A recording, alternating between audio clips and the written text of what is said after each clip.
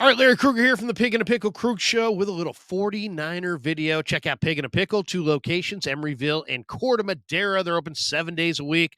Pig and a Pickle, the best barbecue in all of Northern California. Get the brisket chili. Go say hi to Damon and Mary. Tell them the Krug sent you. Also, this video brought to you by Mojo Fantasy. Use that link in the description and use the promo code Krug to get your first deposit matched up to $100. And also, everybody who enters automatically is in the running for a chance to win a Nick Bosa and a Brock Purdy jersey. We will do that on Thanksgiving night in the post game after Niners Seahawks. All right, let's talk a little Niners coming out of the Monday night game. Niners' second loss in a row.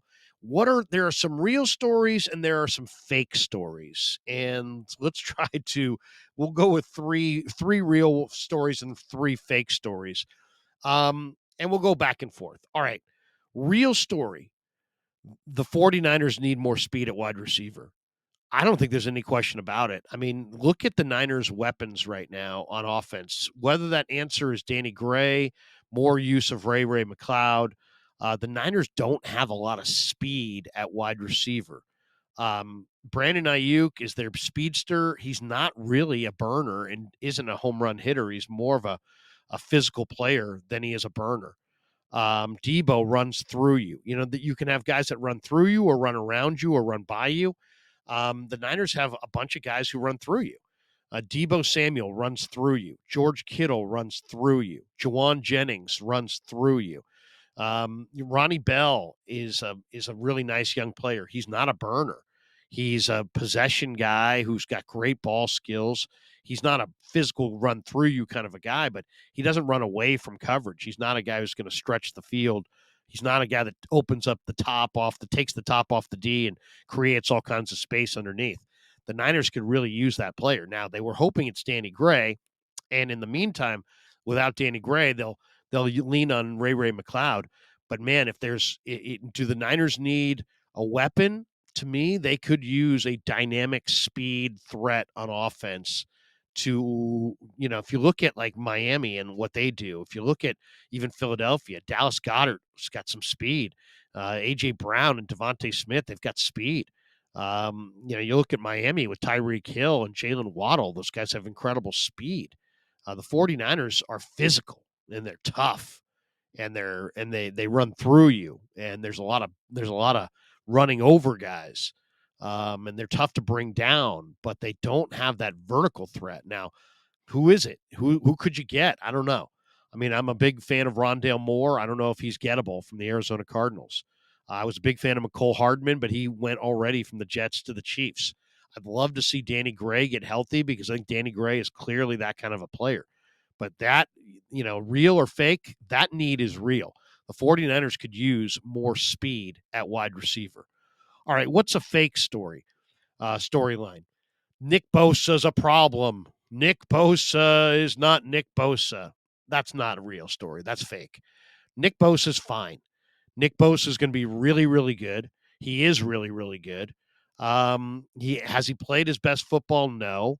But I don't have any concerns about Nick Bosa.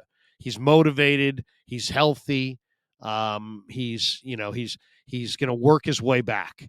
The Niners have some issues, and Nick Bosa's lack of sacks is obviously alarming. He only has 2.5 sacks or so. And he needs to get that total going. But is he a problem? Or is that a storyline? Is that an issue? No, that is not an issue. I believe that Nick's talent will surface. I believe he'll sack the quarterback like he always has. I don't think he's changed dramatically. His body hasn't changed. His speed hasn't changed. He needs to get home. He needs to get home on some of these quarterbacks for sure. And we need to start seeing more production. But this Nick Bosa is a problem, and what's wrong with Nick Bosa? Nothing's wrong with Nick Bosa. That's a fake storyline. All right, let's get to another real storyline. The defensive backs that the Niners have aren't covering well enough. Mooney Ward is probably not a number 1 corner. He's probably more like a number 2. Diamador Lenore, I think, has probably been their best corner so far, but, he's got to play with more poise and the ball in the air down the field. Enough clutching and grabbing. Sometimes you just gotta play as tight coverage as you can and not clutch or grab or hold. Both those guys have been penalized. And then Isaiah Oliver doesn't really look like he's got the body control to stay with any of these really, double move, very quick in and out of their breaks, slot receivers. We haven't seen Isaiah Oliver against the number one slot receiver in this division. That's Cooper Kupp. But Cooper Kupp is gonna force Isaiah Oliver right off the field. And maybe the answer is you get Womack healthy and you play Womack outside and you move Lenore into the slot corner spot, because to me, the coverage has not been tight enough. The 49er coverage has not been tight enough. It needs to be a whole lot tighter. And they do need to add a corner. I don't know if it's Patrick Surtain. I don't know if it's Dante Jackson. I don't know if it's Jalen Johnson, but that's got to be the priority, is to add another corner, because you can't fake defensive backfield play. I was totally pissed off when I saw that they cut Deshaun Jameson at the end of training camp. Why? Because in my mind, you never cut a good corner, ever. If I've got 8 good corners, then I'll cut somebody else and figure out a way to keep 8 good corners. I'm not cutting a guy who can play coverage. Deshaun Jameson played coverage really tightly all summer, and they cut him. It was a mistake. And they try to pass him through waivers and get him to the practice squad, and they should have known better. Really good coverage cornerbacks don't get through waivers. It's really a tough position. There's very few guys that can do it. NFL personnel departments are looking under every rock for anybody who can show any coverage ability. And when you put it on tape, like he did in the preseason, can't put that guy through waivers or you're going to lose him. They put him through waivers, they lost him. Now here they are looking for a corner. The irony, isn't it? You said goodbye to Deshaun Jameson, and because you had so many corners, and now you're potentially going to trade a second or third round pick for a corner in the same year you wave goodbye to Deshaun Jameson. Bad decision at the end of camp, and it's costing him right now. The DBs aren't covering well enough. When I say DBs, I'm talking specifically about the corners not covering well enough. That's a real issue. All right, let's get to fake issue number 2. Jalen Moore is not going to be any good at left tackle. Colton McKivitz is not good enough at right tackle. That's a fake issue. Both those guys are good enough. And when I say good enough, I mean Jalen Moore, you saw, stood up on a very fast surface against a Viking team that blitzes tons. He got a little bit of touch on Daniil Hunter. But, I mean, for the most part, Hunter went against McKivitz. But Hunter only got 1 sack. McKivitz is a technician. He's fine. He's not great. He's not an elite tackle, but you're not going to do better. You're not going to be able to trade for anybody who's any better. You're not going to be able to sign anybody who's any better. You're going to have to draft somebody next year in April. Trent Williams will make his way back. You got the best left tackle in football. You got a very experienced backup in Jalen Moore, and you've got a serviceable right tackle candidate in Colton McKivitz. The Niners have lost 2 in a row. It's not because of Colton McKivitz, and it's not because of Jalen Moore. So that's a fake story.